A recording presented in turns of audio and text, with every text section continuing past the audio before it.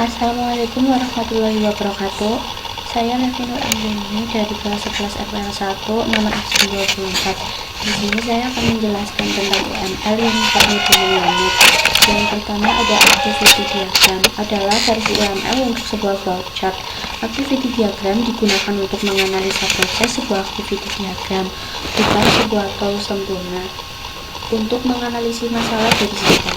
Sebagai tool untuk menganalisis, pemrogram tetap ingin untuk mulai memecahkan masalah di level teknis dengan membuat case, tetapi dengan menggunakan activity diagram untuk mengerti masalah dan menyaring proses yang terdapat dalam sistem.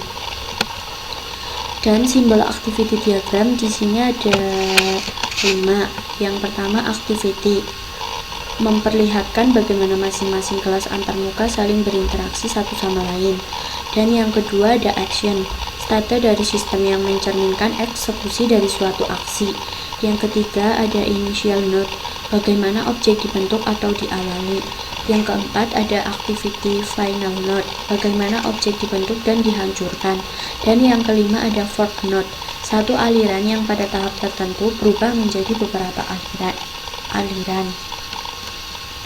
Fungsi activity diagram sendiri, yang pertama menggambarkan proses bisnis dan urutan aktivitas dalam sebuah proses.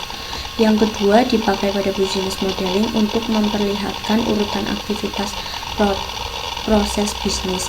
Yang ketiga, struktur diagram ini mirip flowchart atau data flow diagram pada perancangan terstruktur, jadi mudah untuk dipahami.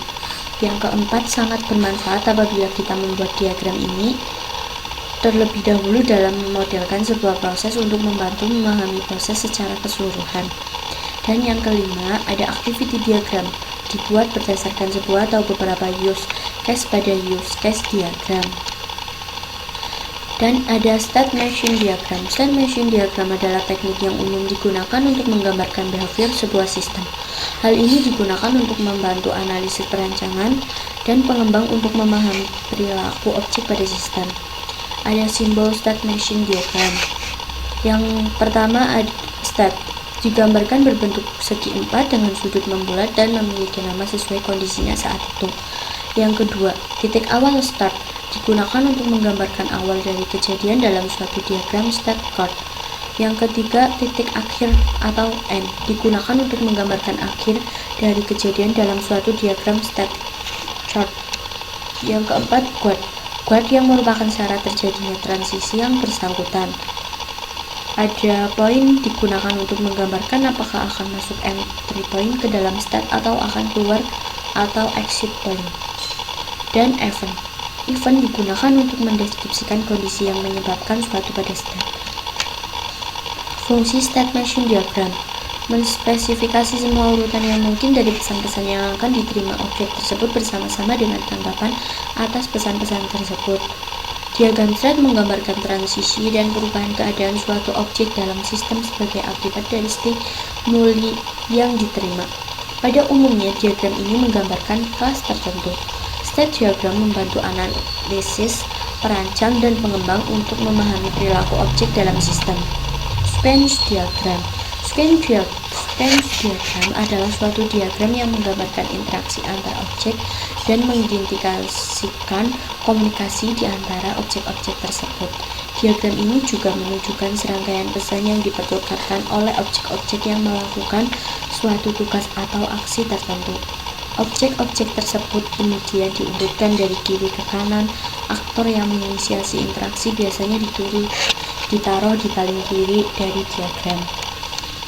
Simbol dalam sequence diagram, yang pertama ada left line, objek entity antarmuka yang saling berinteraksi. Yang kedua ada mission, spesifikasi dari komunikasi antar objek yang memuat informasi-informasi tentang aktivitas yang terjadi. Dan yang ketiga ada mission, spesifikasi dari komunikasi antar objek yang membuat informasi tentang aktivitas yang terjadi. Fungsi sequence diagram. Fungsi sequence diagram yang pertama, mengkomunikasikan requirement pada tim teknis karena diagram ini dapat lebih mudah untuk dielaborasi menjadi model desain. Yang kedua, merupakan diagram yang paling cocok untuk mengembangkan model deskripsi use case menjadi spesifikasi desain. Yang ketiga, Analisa dan desain memfokuskan pada identifikasi metode di dalam sebuah sistem. Sequence diagram biasanya dipakai untuk memodelkan deskripsi tentang sistem yang ada pada sebuah atau beberapa use case. Pada use case diagram yang menggambarkan hubungan antar aktor atau use case diagram. Logika dari metode, operation, function, atau prosedur. Logika dari server high class method. Ya, sekian dari saya. Apabila ada salah kata saya mohon maaf dan terima kasih. Wassalamualaikum warahmatullahi wabarakatuh.